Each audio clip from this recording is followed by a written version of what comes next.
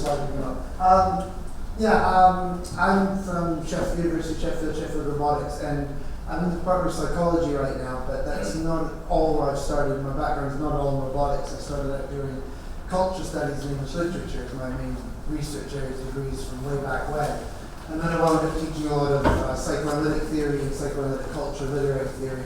I came to robotics very much kind of from a different point of view. I'm not like I said, a computer scientist or engineer. So I started working with Sheffield Robotics really to at first answer just one question. When the director there said, "Why are we afraid of robots?" We had a very productive conversation. And so I thought that's a really interesting question because obviously you can see within the popular media we're all very afraid of robots all the time, of course. But when I first went to Sheffield's labs, this is what I saw. And I think maybe some of you will recognize some of these robots. I think we've got them all here, don't you, as well. Bristol, we've got ICOM, and Now, and Caro down there in the corner, and we've got some kilobots down there, and nothing very scary, nothing very frightening. This is what robotics looks like in a research lab. So if you work in a research lab, it's now incumbent upon me to remind you that not everybody in the world, when they think of robots, thinks of those things. For the rest of us, we tend to think of, this isn't transferring, we tend to think of this kind of stuff. This is a montage. If you want, feel free to yell at it, what clicks you are.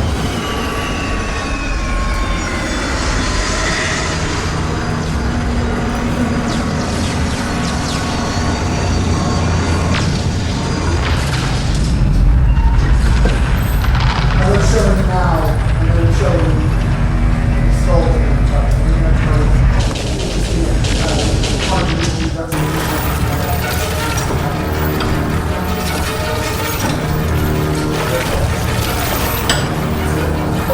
that's our robot.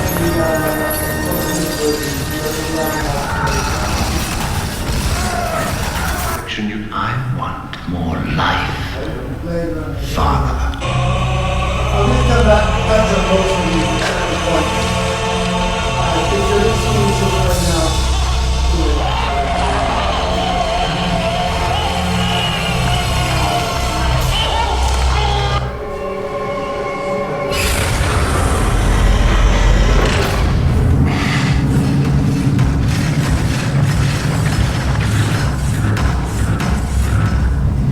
This was a remake of Starship.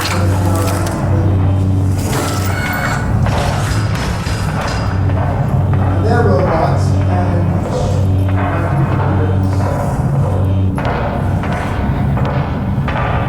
this is also what a robot looks like in popular imagination. The reason I do it is to talk to you how original robots are trying to do the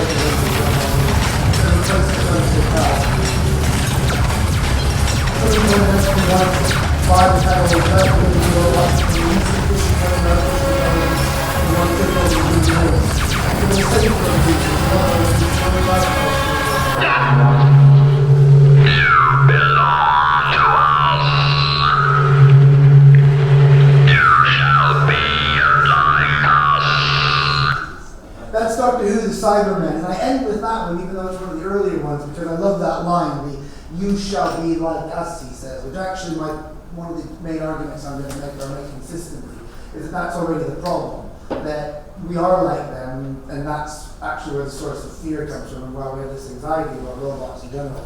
I'll just, if I can trouble you for a couple other quick stories. I'm a parent, so I learned most things about the world through my children. So when I started researching the why are we afraid of robots, my son, I think he was about 10 at the time, 9 or 10, said, what are you researching? I said, I'm looking at why we're afraid of robots. And he looked at me in complete and utter disbelief and said, of course we're afraid of robots now. They got laser eyes and they guns and they're going to kill us all. What are you talking about? So he was very, couldn't believe I was bothering with that. And then my daughter, when she was about 4 or 5, just kind of picked up on this and walked into the room one day and made a bit of a regular thing. So my slides are jumping ahead automatically. I'm just going to keep them restrained. Anyway, she comes into the room with arms out like this, saying, "I am a robot," like that. Just kept saying it over and over again in a really kind of disturbing, incessant way, and I couldn't get her to break out of it.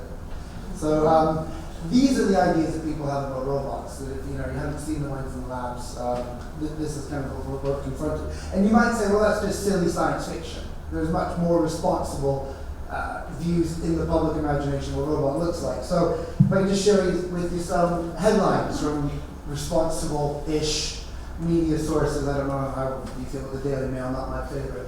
But there's really interesting things here, like robots be murderers out of kindness, Terminator comes close to reality, shape-shifting liquid motor powers itself by eating metal.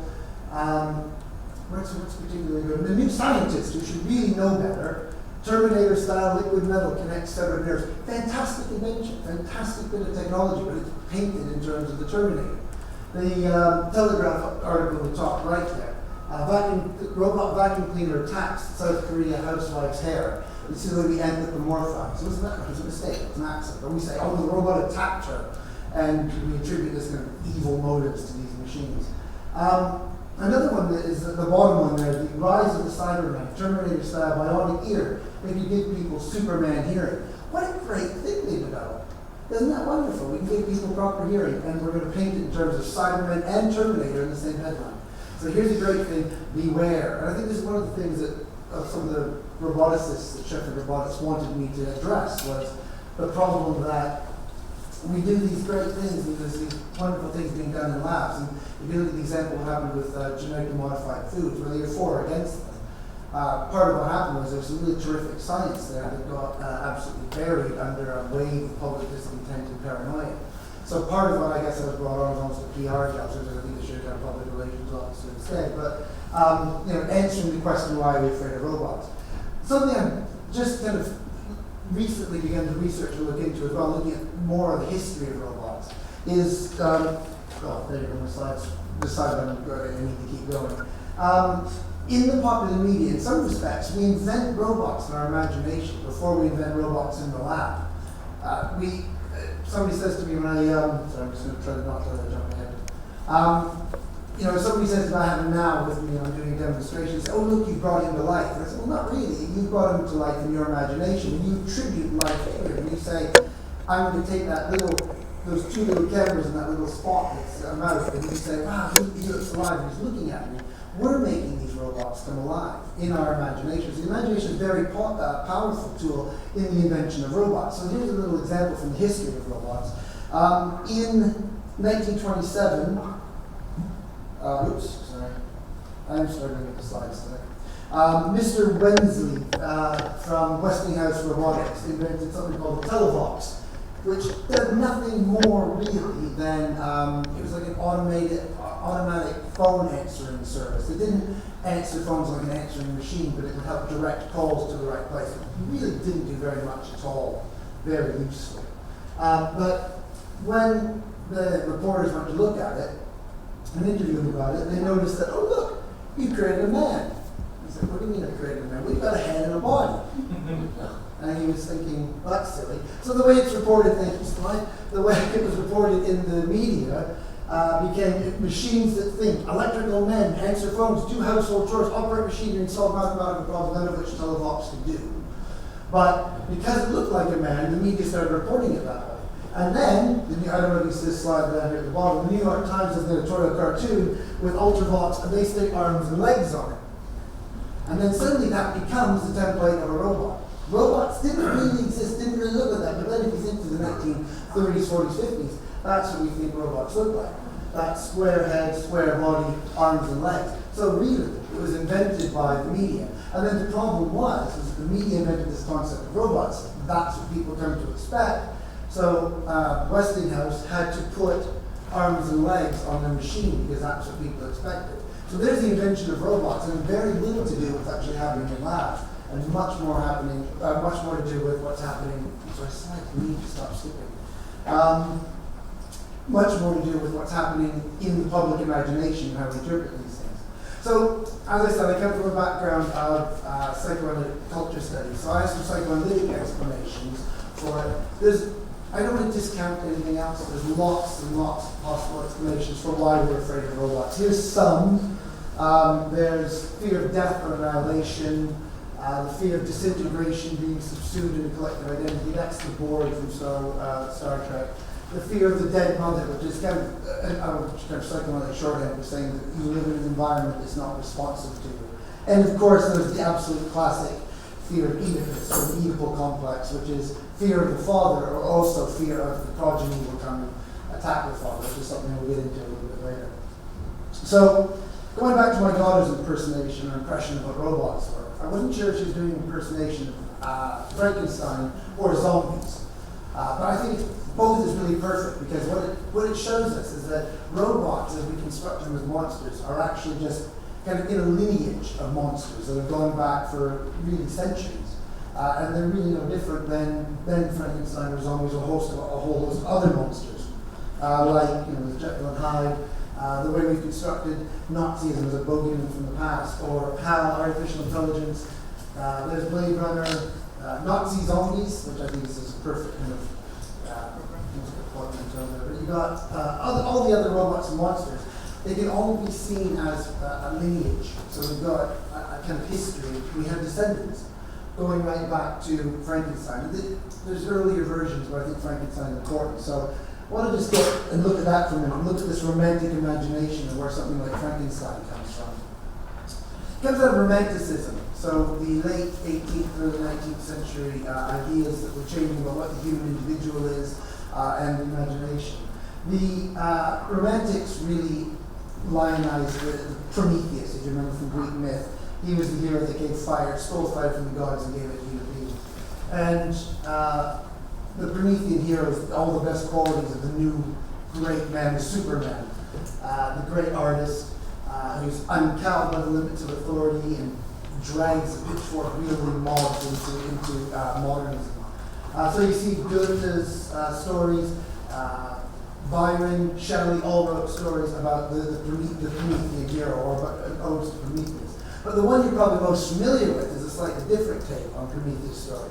And that would be Mary Shelley's novel, Frankenstein. Because it's even subtitled Modern Prometheus. And why Frankenstein's interesting, it gives us a much more ambivalent relationship and concept of what was the Promethean hero. So it doesn't demonize the Promethean hero, but also shows that there's danger in this ambitious Superman. That there's our invention, our desire to create can be seen as a hubris. And in that story, as I'm going to explain a little bit more, that there's a sense that not only we create monsters that destroy us, but there's a suggestion in Frankenstein, because Frankenstein is the scientist, that we're becoming the monster that actually we fear. You can argue who's the monster in Frankenstein. This is really funny, because the slides keep pushing me forward, like it's going, come on, move it. Right, so okay, Frankenstein. Let's look at Frankenstein. What does Frankenstein teach us? Human endeavor, science and technology, whatever its noble intentions, creates a monster. Okay, that's the problem. So if we go too far, we're going to create monsters. Hubris makes us think that we can control that monster. Okay, but inevitably it goes all horribly wrong. The unnatural monster gains autonomy, cannot be submitted to human will, and our creation comes back to haunt and destroy us. You see this in the first mention of the word robots, R-U-R. You see it in Metropolis, the first film with a robot in it. And you see it in the most recent films with robots in Chappie and Ex Machina. And it's present in all these things. And we haven't really moved beyond that in a lot of ways. Here's an example from Blade Runner again of the Frankenstein. How far the spider live in the bush outside your window? Orange body, green legs. Watched her build a web all summer. And one day there's a big egg in it. The egg hatched. The egg hatched, Yeah. and 100 baby spiders came out. And they ate her. That's just to demonstrate this kind of consistency of what the Frankenstein myth, that Oedipal narrative of the progeny destroying its creator all the time. It comes back again and again. There's my slides up for moving me along. But Frankenstein isn't the monster. Frankenstein is a scientist. And that's an important distinction to make. So what does that tell us? What does that suggest to us? It suggests that the monster isn't really what we create, but that we ourselves are the monster. And this is the important point. Isaac Asimov, for example, most of you will be familiar with him because he did the great science fiction writing, addressed this Frankenstein complex. He was very, very disappointed with the way that robots and mad scientists have been portrayed in art through the years. Frankenstein was like in the Faust. You had these mad creators, the scientists, and you can kind of see in the background there, the mad scientists with the test tubes and electricity, creating all these horrible inventions. The scientist is the blasphemer. And Asimov countered this by just having very everyday workers, engineers. Susan Calvin isn't a blasphemer against God, not interested in personal gain and narcissistic kind of Frankenstein guy. They're just somebody doing a job. And that's what Asimov gives us. And partly that's why Asimov's stories aren't really as exciting as something like Machina or some of these stories that are actually blasting robots all the time. But this important distinction, that it's not the monster it's not the creation that's the monster we need to be afraid of, but it's the scientist is the person we need to be afraid of. It's the creator. It's what we are becoming, not necessarily what we're creating. So here's what does Dr. Frankenstein suggest? What does this lesson teach us? Or what does it suggest about what we're afraid of in terms of robots? And so partly we're afraid of losing the qualities that define us as human. In this quest for science, as we become more and more scientific, as we become more and more enamored of rationalism, we become more and more, somehow less and less human, more and more dedicated to science and a cold rationality. And this cold rationality is actually what makes us like robots. We're becoming those robots because we become less interested in emotions and empathy. We become empty shells, these cold mechanical, kind of mechanical and unfeeling rationalism. And that's what we as human beings are becoming. There's a sense we're losing something of our humanity. It's not just the robots that are soulless and mechanical, but we become soulless and mechanical. And then so robots aren't the other. They're not the monster that's coming to attack us. The robots are actually projections of ourselves. And that's the key. That goes back to that line I wanted to emphasize from the Cybermen, that you shall be like us. Stop with the jumping. It's like about a reveal I want to leave you with. I said, wait for it, and then he's jumping in. Anyway, so that's the key point that I want to make is that the robots aren't some other thing. They're not something different to us, not some external, like an alien that's coming from without to attack us. The robot is a reflection of us. We mirror each other. Here's an example of how that works, I mean, not just visually, but robots are kind of they become the projection of our rational selves. As we become more and more scientific, if you think about the Terminator, for example, its ruthlessness, the way it keeps relentlessly pursuing. We can't escape it. Because like the Freudian repressed, it is us. We can't escape ourselves. It keeps coming back to haunt us. We'll always find something because we can't escape it because we carry that around with us all the time. Again, Du Ender's Dream of Electric Sheep, the book that Blade Runner is based on, Descartes says, the android is the solitary predator. The android is the cold, calculated killer. Completely seemingly missing the point that he himself is a cold, calculated killer. I'm not going to say anything else because I will spoil it. Responsible for that. This is evident right from the very beginning, like I've said, with robots. This is a scene from RUR, Rossum's Universal Robots, the play that was the base where the term robot first came from. There's a post before it. So in the term robot, which is a Czech word meaning slave, basically, kind of forced labor, there's always the implication that the robot is something less than human, that lacks emotion, the robot lacks empathy, governed only by reason. And there's this sense that in the robot, that there's something, in there being something less than human, that when we ourselves dedicate ourselves to science or rationality, we're becoming something rather less than human ourselves. I'm going to go a bit faster. This is actually Capek's brother, the Capek who wrote RUR, his brother Cubist Painter. Did this. And there's a lot of attention at the time, late 19th century, early 20th century, a lot of fear about what's happening to human beings. Freud talked about dissociative disorders, people like Marx talking about how we're alienated from our labor. You can see this in the art, in the idea of man or a human being on an assembly line, that somehow something fundamental is being lost in our humanity as we become these mechanized versions of ourselves. So the robot is actually just an expression of that. What makes a robot doubly frightening is that on the one hand, it is an expression that we're afraid of the robot because it is our rational, dehumanized self. And that's one reason we're afraid of robots. We're also so afraid of robots because we project all the normal human qualities onto a robot as well. So robots are also representative of our animalistic impulses, those violent passions and desires there. So, a robot wants to commit genocide. That comes from us. That's nothing rational about that. So the robot's particularly scary, particularly effective as a monster in terms of kind of carrying or being contained for social anxiety, because it can contain both. It can be the rational, dehumanized selves that we fear we're becoming, and the violent, repressed, animalistic selves that we think we once were. So I'm going to conclude there because I have to now. That's good. Yeah, so I'm going to do that. I just want to say, though, I think this is a really important point to make, that I'm not a technophobe in any way, shape, or form. I'm a really brave person who can't even be a technophobe and say, give it all up, people, because we're dehumanizing ourselves. I don't believe that there's an essential human nature that we need to maintain, we need to stay true to. It's clear that there's a social anxiety about the kind of people that we think we are, the kind of people that we perhaps are becoming. And I think that these are constructive notions. The same way we construct robots and bring them to life in our imagination, we construct human beings in our imagination. We have a sense of who we are, who we think we should be. So I'm not at all saying we should eschew technology, but and this is a quote from Asimov, it says, Faust must indeed face Mephistopheles, but Faust does not have to be defeated. Just saying that we have to wrestle with these demons. We don't have to lose to them. And if you look at, there's already, many people can already point out and say, well, we're not just afraid of robots. We have many more ambivalent relations with robots. This is something that we're moving towards.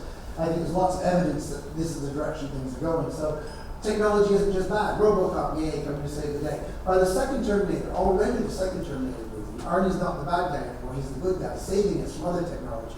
And I got Daniel Wilson Robotics, and that'll be a film. If you want to read that before it becomes a film very soon. And all these kind of suggest that, yes, the problem might be technology. The monster is technology. This dehumanized conception of ourselves as technology is the monster. But also the answer, the solution might as well lie in technology, and a kind of new conception of what it means to be human. Thank you.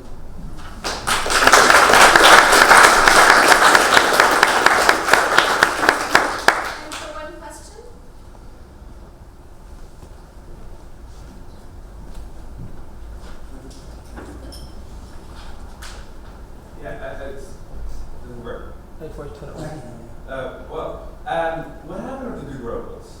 So, those are the real lines in the cartoons of the 80s where there's a man in control inside of the brain of the robot that is using the full potential of the machine to defend human beings from bad monsters coming from the outer space. Yeah, or Pacific Rim Yes. was a good one, and I loved Big Hero 6. That was my favorite because it completely abandoned the Frankenstein trope. And the immediate research I was sent on was why are we afraid of robots? How do we counteract these bad headlines? And why is this a problem?